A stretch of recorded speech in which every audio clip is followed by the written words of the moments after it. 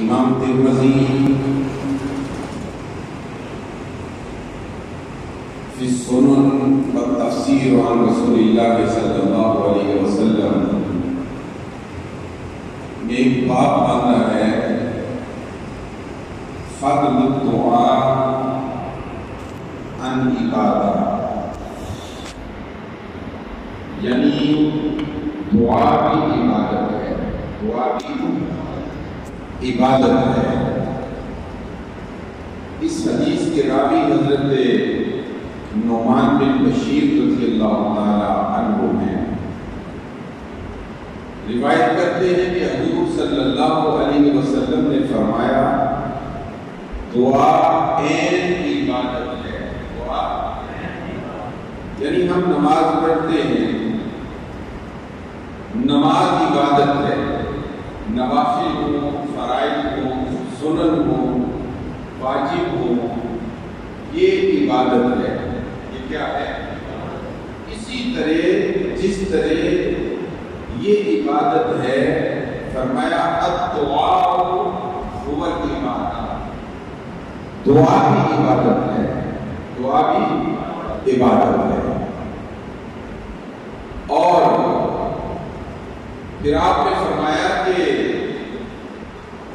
جس طرح دعا عبادت ہے،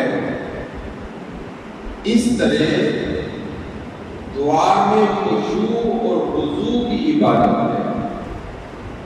یعنی جب بندہ کسی سے مانگتا ہے، دعا کرتا ہے، آرزو کرتا ہے، تو اتنی گہرائی میں اور اتنا اعمال میں کھو کر اللہ سے مانگے کہ جس طرح وہ عبادت میں اپنے رب سے مانگ رہا ہے۔ لیکن ہماری دعاؤں میں خشوع حضور شامل نہیں ہوتا۔ ہم نماز کو عبادت کو جانتے ہیں کہ نماز عبادت ہے، لیکن دعا کو عبادت نہیں مانتے۔ تو فرمایا کہ جس طرح نماز عبادت ہے، دعا کی کہ مانگنے والے کا تصور ہو، یعنی اس طرح تم اس حقیقت میں کھوئے ہوئے ہو کہ مانگنے والے کی بارگاہ سے جیسے باقی مانگنے کا حق ہے۔ اور دوسری حدیث کے راوی ہیں حضرت ابی ہریرہ رضی اللہ عنہ، قال قال رسول اللہ صلی اللہ علیہ وسلم لیس شیء اکرم علی اللہ تعالی من الدعاء رواه الترمذی وحسنه ابن ماجہ وقال حاکم ھذا حدیث صحیح الاسناد، کہ حضور علیہ السلام نے فرمایا کہ اللہ تعالیٰ کی بارگاہ میں دعا سے زیادہ کوئی چیز محترم اور محتشم نہیں ہے۔ اب دعا کی اہمیت کا پتہ چلتا ہے کہ دعا ضروری نہیں کہ ہم نماز کے بعد ہی کریں، جب بھی چاہے رب سے مانگنے کو رب سے مانگو، کثرت سے مانگو، کیونکہ اللہ خوش ہوتا ہے جب کوئی مانگنے والا رب سے مانگتا ہے، جب کوئی اس سے طلب کرتا ہے۔ تو فرمایا محترم اور مکرم اللہ کی بارگاہ میں دعا کیا ہے؟ دعا۔ دوسری حدیث جو حضرت ابو ہریرہ رضی اللہ تعالیٰ عنہ کی ہے، اس کو امام مستدرک نے اور ابن حنبل نے بخاری فی الآداب المفرد نے نقل کیا ہے۔ فرماتے ہیں قال من سرہ ان یستجیب اللہ لہ عند الشدائد والکرب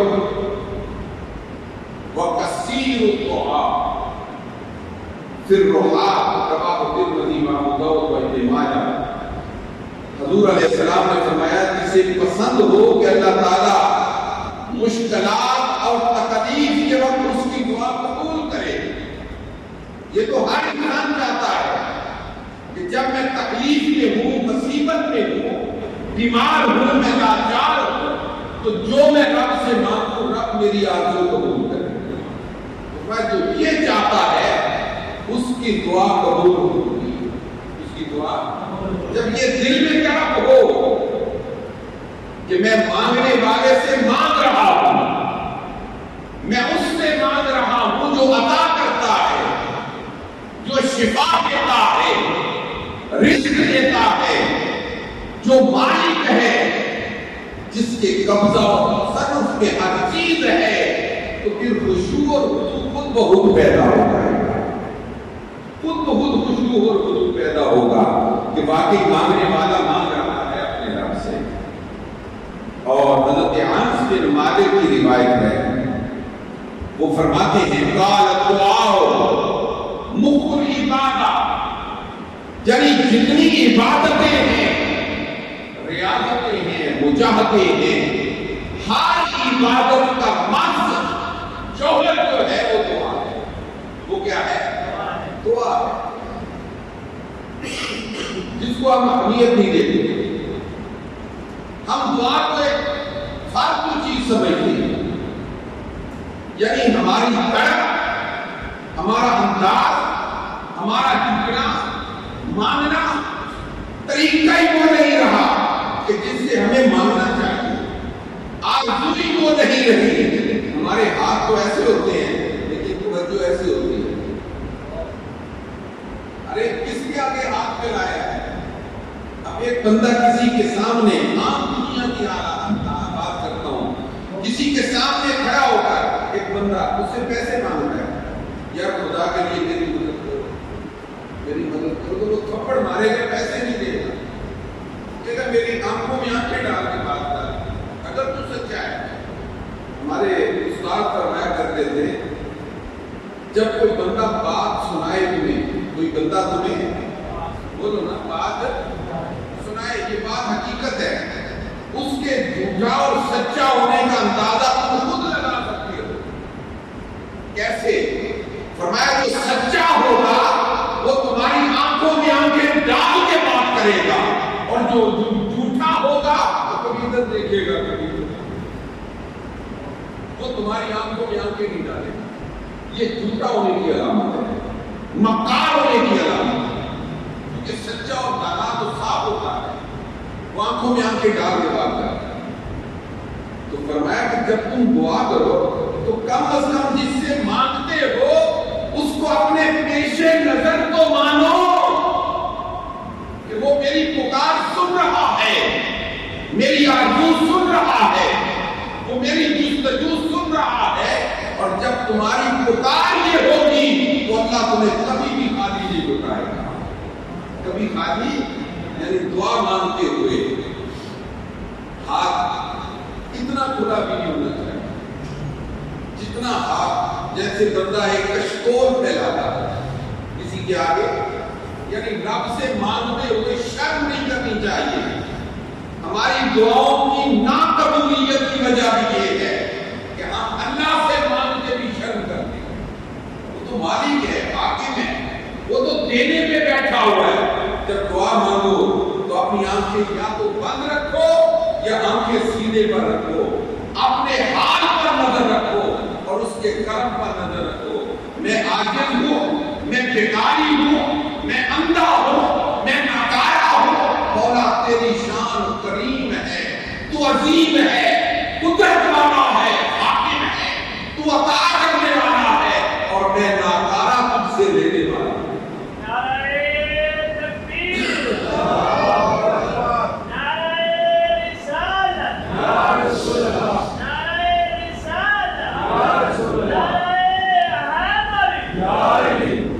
عبادت کا جو مقصد ہے، مقصد ہے، اس کو تو ہم نے ضائع کر دیا، اور وہ ہے اس سے مانگنا، براہ راست اس سے مانگنا۔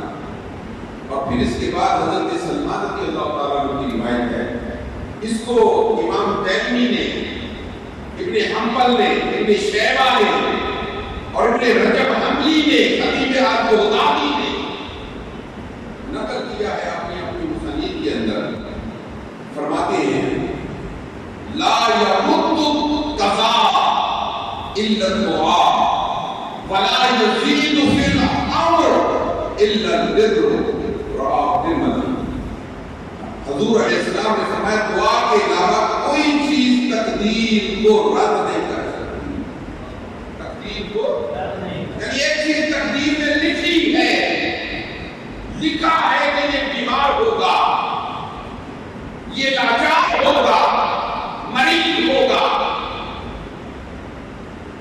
لکھا ہوا ہے. حضور نے فرمایا یہ چیز تقدیر کی بدلنی صرف دعا کا. کس کا کام ہے؟ دعا کا کام ہے کہ تم اللہ کے حضور اس طرح گڑ گڑا کر عاجزی اور انکساری کے ساتھ دعا کیا کرو کہ تمہاری تقدیریں بدل جائیں. یعنی اگر بیماری لکھی ہے تو شفا لکھی جائے, کمزوری لکھی ہے تو قوت لکھی جائے, بے اولادی لکھی ہے تو صحت اولاد ہونا لکھا جائے. لیکن جب خشوع اور خضوع سے مانگو گے تو مولا تمہیں ضرور عطا کرے.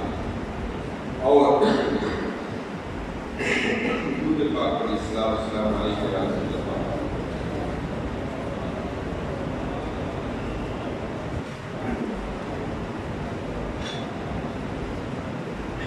تو یہ ہو نہیں سکتا کہ بندہ اپنے رب سے مانگے اور وہ عطا نہ کرے. یہ بات نہیں ہو سکتی. پھر حضرت انس بن مالک کی روایت ہے, فرماتے ہیں دعا اللہ یرد بین الاذان والإقامہ, رواہ ترمذی. اس کو امام بخاری نے نقل کیا ہے, امام ابن حنبل نے, نسائی نے اور منذری فی الترغیب الترغیب نے نقل کیا ہے. مشہور ہے محدثین کہ حضور نے فرمایا اذان اور اقامت کے درمیان مانگی جانے والی دعا رد نہیں ہوتی.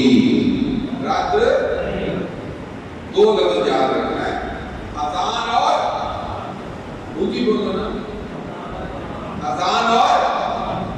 آپ جس مسجد میں چاہے چلے جاؤ, جو بندیوں کی چلے جاؤ, وہابیوں کی مساجد میں چلے جاؤ, سنیوں کے چلے جاؤ, اذان کے بعد جو نمازی سب سے پہلے آتے ہیں وہ بجائے دعا کے انہیں محلے کا پراپوگنڈا ہوتا ہے. یعنی وہ دنیاوی باتوں میں لگ جاتے ہیں. تکبیر تک ان کی جان میں چھوٹتی, کسی کا عیب بیان کرتے, کسی کے گھر میں ڈاکہ مارتے, کسی کی عزت کو نوچتے, کبھی کچھ. وہ خدا کے بندو, وہی تو قبولیت کا وقت ہے, وہ تو دعا کا وقت ہے. اگر اللہ نے تمہیں توفیق دی ہے کہ تم نماز سے پہلے اس کے گھر میں داخل ہو گئے ہو تو پھر تم کیا کرو, دعا میں مشغول ہو جاؤ. دعا میں بولو, دعا کبھی سجدے میں ہوتی ہے, دعا کی ایک حالت ہوتی ہے, کیفیت ہوتی ہے. آپ بیٹھے بیٹھے تشہد میں دعا کر رہے ہیں, مانتے مانتے مانتے مانتے کیفیت بن گئی, آپ سجدے میں چلے جائیں. کیا کریں؟ سجدے میں چلے جائیں. کیفیت اور بڑھ گئی, آپ قیام میں کھڑے ہو جائیں, پھر دعا کیفیت بنتی جاتی ہے. ہاتھ اٹھاتے جائیں.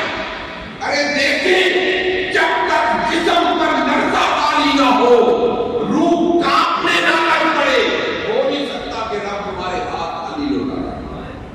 لیکن کیفیت مانگتا ہی کوئی نہیں. تھوڑی سی دعا لمبی ہو جائے, ہم جان چلاتے ہیں, مسجد کی لائٹیں گرنی شروع کر دیتے ہیں, پنکھوں کی طرف دیکھنا شروع کر دیتے ہیں, قالین کی طرف اپنے کپڑے سیدھے کرنے شروع ہو جاتے ہیں. ارے دعا میں ایسا نہ کیا کرو.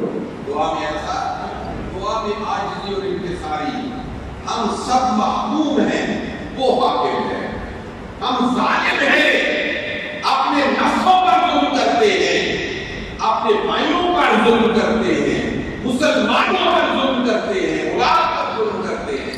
لیکن جب خدا سے مانگے تو وہ سارے عیب سامنے رکھے, مولا کیا ہم اور کیا تیری عظمت, پھر بھی ہم تیری تخلیق پہ, تیری چوکٹ پہ کھڑے ہیں اور تجھ سے مانگ رہے ہیں.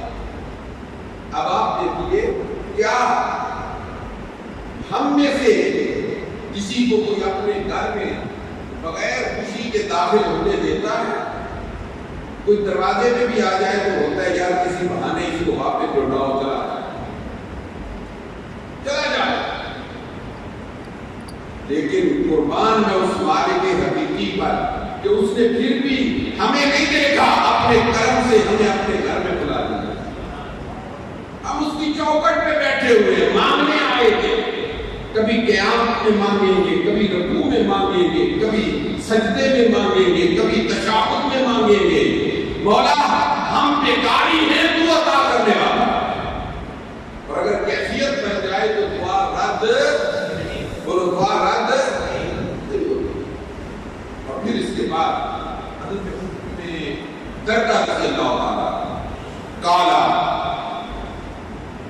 کما یقول دعوت المرأة المسلم لأخیہ. حضور علیہ السلام نے ارشاد فرمایا کہ مسلمان کے اپنے بھائی کے لیے اس کی عدم موجودگی میں کی جانے والی دعا مقبول ہوتی ہے. دعا کون سی دعا؟ کہ ہمارا دوست ہے، بھائی ہے، محلے دار ہے، نمازی ہے، وہ نہیں ہے، مسجد میں نہیں ہے، لیکن ہم پھر بھی اس کے لیے دعائے رحمت مانگ رہے ہیں. حضور نے فرمایا جس کی غیر موجودگی میں اس کے لیے رب سے مانگو گے وہ دعا کبھی رد نہیں ہوگی، وہ دعا کبھی رد نہیں ہوگی. اور جب تم اس کی غیر موجودگی میں اس کے لیے دعا مانگتے ہو تو اللہ کریم 70,000 فرشتوں کی ڈیوٹی لگا دیتا ہے کہ فرشتوں اب تم اس بندے کے لیے دعا مانگو. ارے تم نے ایک کے لیے مانگی اور تمہارے لیے کتنی دعائیں؟ 70,000 فرشتوں کی دعائیں. لہذا دعا میں بھی بخل نہ کیا کرو، یعنی دعا دوسروں کے لیے مانگا کرو، اپنے ہمسایوں کے لیے مانگا کرو، دوستوں کے لیے مانگا کرو، بہن بھائیوں کے لیے مانگا کرو، اپنے احباب محبین کے لیے مانگا کرو. جب ان کے لیے دعا مانگی جاتی ہے تو یہ طریقہ اللہ کو اتنا پسند آتا ہے، اتنا پسند آتا ہے کہ اللہ کریم فرشتوں کی ڈیوٹیاں لگا دیتے ہیں کہ فرشتوں اب تم میرے اس بندے کے لیے دعا مانگو، میرے اس بندے کے لیے دعا مانگو. اللہ اکبر. اور آخری حدیث اس کے راوی حضرت عبداللہ بن عمر رضی اللہ تعالیٰ عنہ ہیں، فرماتے ہیں قالا ان اسرع الدعاء اجابۃ دعوۃ عائل لغائب. حضور نے فرمایا کہ دعاؤں میں سب سے جلدی قبول ہونے والی دعا وہ ہے جو ایک غیب شخص کے ساتھ محبت کا اظہار کرے. ایک شخص یعنی کبھی آپ کا ساتھی تھا، کہیں چلا گیا، شہر چھوڑ گیا، ملک کو چھوڑ گیا، اور تم پھر بھی اس کے لیے دعا کر رہے ہو. اللہ اکبر، اللہ اکبر. تو حضور نے فرمایا کہ سب سے جلدی قبول ہونے والی یہ دعا کہ تم اس کے لیے دعا کرو. اللہ وہ کبھی ہمارا ساتھی تھا، ہمارا دوست تھا، اب بچھڑ گیا، چلا گیا، کسی اور ملک چلا گیا، شہر چھوڑ گیا، مولا پتہ نہیں وہ کس حال میں ہے، کیا خبر وہ کس حال میں ہے، کس کیفیت میں ہے. مولا اس پر رحم فرما، اس کے بچوں پر رحم فرما، اس پہ شفقت فرما. فرمایا جب تم اس کے لیے دعا مانگو گے تو اللہ پھر فرشتوں کی ڈیوٹی لائے گا، اے فرشتوں تم میرے اس بندے کے لیے دعا مانگو. اللہ رحمت حق بہانا میں جو ہے. اور پھر فرمایا کہ 3 قسم کے لوگوں کی دعائیں بلا شبہ مقبول ہیں. وہ کون سے لوگ؟ فرمایا مظلوم. کون؟ مجھے بولو کون؟ مظلوم جن پر ظلم کیا جائے اور وہ ظلم سہے، وہ ظلم سہے، ان سے دعا کرایا کرو، ان کی دعا مقبول ہوتی ہے. اور پھر فرمایا والد اور والدہ کی دعا اولاد کے حق میں، والد اور والدہ کی دعا اولاد کے حق میں. اور تیسرا فرمایا بیمار کی دعا. کس کی دعا؟ ہم جب کسی کی بیمار کسی کے لیے جاتے ہیں ہم خود ہی دعائیں مانگنا شروع ہو جاتے ہیں، لیکن طریقہ نبوی یہ ہے کہ جب تم کسی بیمار کی عیادت کو جاؤ تو اس بیمار کو کہو میرے لیے دعا مانگو، میرے لیے. حضور نے فرمایا اس سے دعا کراؤ کیونکہ اس کی دعا قبول ہوتی ہے، اس کی دعا قبول ہوتی ہے. اور تم آمین کرو. تو دعا ایک سنجیدہ عمل ہے، ایک بڑا عمل ہے. اس کو عاجزی اور انکساری کے ساتھ کیا کرو، اس پہ تاخیر نہ کیا کرو. اور جب بھی مسجد میں آؤ اگر وقت زیادہ ہو تو دعا میں مشغول ہو جایا کرو، اللہ سے التجا کیا کرو، اللہ کے حضور گڑ گڑا کر عاجزی اور انکساری کے ساتھ دعائیں مانگا کرو. جو دعائیں اللہ کے حضور کی جاتی ہیں وہ رد. صرف ایک بات کا خیال کہ رزق حرام نہ ہو. جس شخص کا رزق حرام ہوتا ہے اس کی دعا قبول نہیں ہوتی. رزق اچھا ہو رب کے حضور اپنی عاجزی کا نغمہ لاپ کر اس کے کرم سے دعا مانگے تو اللہ رب العزت ان دعاؤں کو قبول فرماتا ہے۔